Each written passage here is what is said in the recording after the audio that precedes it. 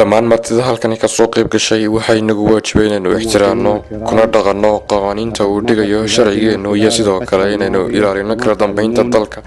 inagoo sidoo kale ku talagelayna inaynu samayno wixii aynu ka hortagno wixii ka hor imanaya nabadgelyada dalka iyo xasiloonida ummadda inagoo isku dayayna inaynu midayno shacabkeena iyo bulshada reer Qatar waxaan halkan ka xaqiijinayaa in maanta wixii ka dambeeyay iska wareejiyay xukunkii aanu hayay dawladda Qatar وأتسلم مقاليد الحكم في البلاد خلفا لوالدي الذي سيبقى والدا للجميع عزيزا له المحبة والتقدير والإجلال. في 27 todobaadkii bishii June 1995 Sheikh Hamad bin Khalifa waxa uu cadeeyay in uu iska wareejiyay xukunkii dawladda Qatar isagoo wax yar kadibna dalka si toos ah uga baxay muddo bilaa kadib markii uu xukunka wareejiyay waxa bilaabmay isku day inqilaab iyo dhaqdhaqaaq lagu qaban qaabinayo in la sameeyo inqilaab للانقلاب على نظام حكمه.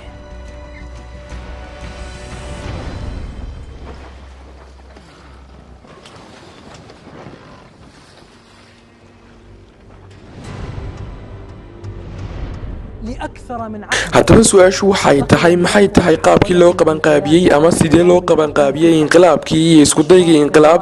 ee ka dhacay dalka Qatar yaa ka dambeeyey yaase ahaayeen dadkii soo qabanqaabiyey inqilaabkaasi iyo sidoo kale iskudayadii ka dhacay dalkaasi sida qaraxyadii ka dhacay isla dalka gaar ahaan caasimadda Dawxa waxaynu ku eegi doonaa barnaamijkani gaarka barnaamijkani oo aynu ku eegi doono waxyaalahaas iyo sidoo kaleeto inqilaabkii ka dhacay dalka Qatar ee 1996 bishii Febraayo kaasi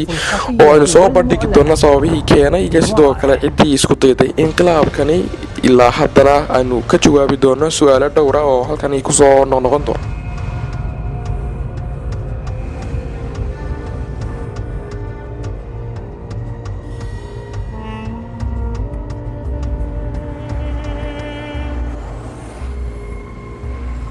bishii September 2017 waxaa la soo dhigay baraha bulshada in la soo daayay mid ka mid ah shakhsiyaadkii ugu qaalisanaa soona abaabulay isku daygii inqilaab ee Qatar 1996 kaasi oo magaciisa la yiraahdo Fahd al-Maliki lana cafiyay kadib markii uu xidhnaa muddo dheer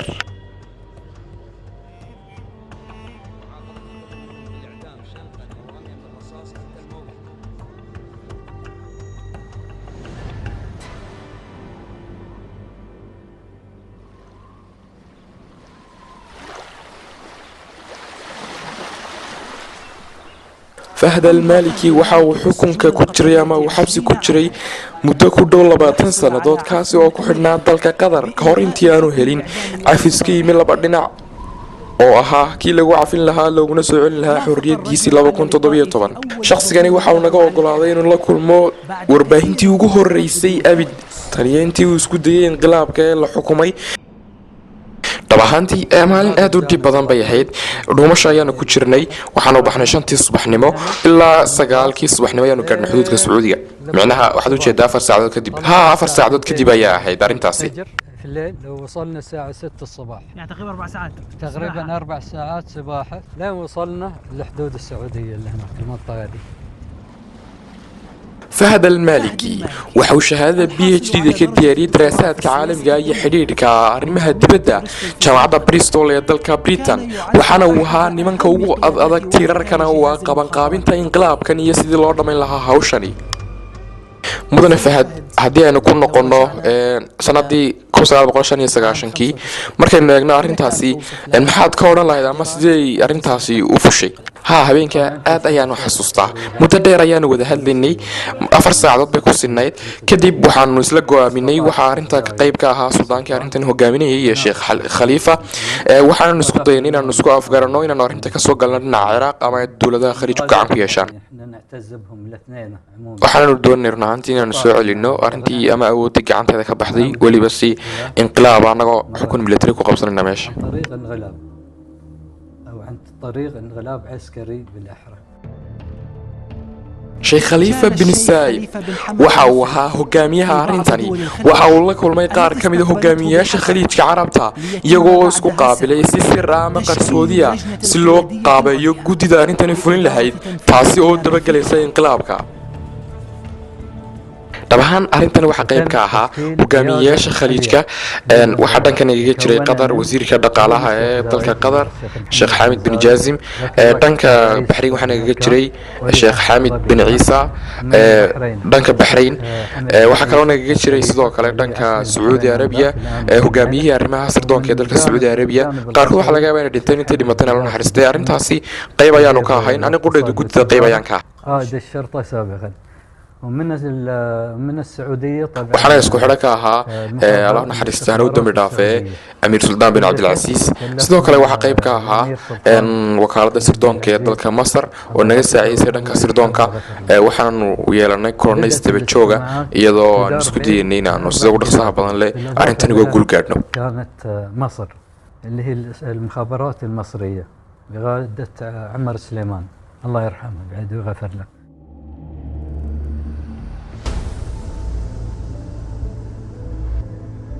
باكي فيرس waxa uu ahaa safiirkii dalka Mareykanka u fadhiyay waqtigaasi Qatar waa 1999 waxaana uu ka warramayaa maraaxilkii kala duwanaa ee ay martay Qatar iyo sidoo kale wixii uu ka ogaa arrimahan inqilaabka Said Barik waxaad nooga warantaa arrintani iyo wixii aad warka haysay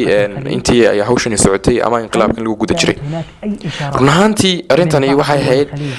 waxaan ka qayb galay kulan bishii December 1995 ka dhacay مسقط أو دلك عمان كدب وحلو فلنقيني مركز ده هوشن لو قلي لها لكن أنا المدرسين سنين إنه أنا هوشن قيم كقاعدنا أما أنا وحكي أوجانو بس وحنا أوجاني مركي هوشن يعرف الشيء إن بدن رك بدن كم إذا جودها تشوجا يكون تبدأ تشوجا وقيم بيك هاين أريتن إنقلابكو رنهانتي أرنا دور بدن بيهيد وأنا نحسس تايم بدن قوب شوجنا وانكا هارين تاسي كلنا qarsoodiya kadib waxa ay cadeynayaan qoraallaan u helnay in ay arrimahan ka qayb galeen ama inqilaabka ay qayb ka ahaayeen dad ajaanib iyo sidoo kale ciidamo shisheeye waxa sidoo kale arrintan qayb ka ahaa xubno ka socday dalka Qatar iyo beesha khaliijka carabta mudane waxaad noo sheegtay in ay arrintani qayb ka yihiin ama ay xubno ka ahaayeen dad ajaaniba arrintan maxaa aad nooga sheegi kartaa labahantii way jireen waxaana ka mid ahaa dadka yimi galbeedka Afrika iyo sidoo kale xubno ka yimi dalka Faransiiska kuwaasi oo ay markii dambe xukuumadda Faransiisku dafirtay laakiin dalka Faransiiska ka yimi oo shakhsiyad dalka Faransiiska u dhashay ay isugu jiray ciidamo ولم تؤخذ على محمل الجد وقمنا بالاستهزاء بها iyo dad sidoo kale madax bannaan Faransiiska markaan kala xidhnay way dafireen iyagu dhankooga laakiin arrintaasi way jirtay بالسيطرة على جزر القمر قبل عدة أشهر waxaad leedahay miyaa Faransiiska qudhiisu qayb buka ha waan ku leeyahay laakiin iyagu markii dambe way ka gaabsadeen waxaanay diideen in arrintaasi lug leeyihiin غير موافقة عليها بتاتا وعليهم أن لا يقوموا بها adigu arrinta miyaad ka ogeed maya anigu arrinta waxaan ka ogaa ma jirin waxaan kala socday ma jirin dhankayga markaan eego arrintan igu run xubnaha jaanibi qayb ka anaguna ku tala galnay inaan ku darsano isla mar ahaantaasina ay nagala qayb qaataan arrimahaasi quwadaha shisheeye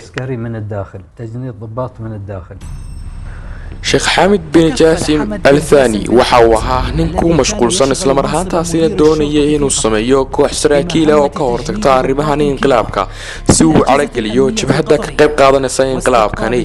waxa xubnahaasi kamid ahaana raggii ugu horeeyay lagu guuleystay ninka loo yaqaano Jabir bin Mohammed Al-Mirri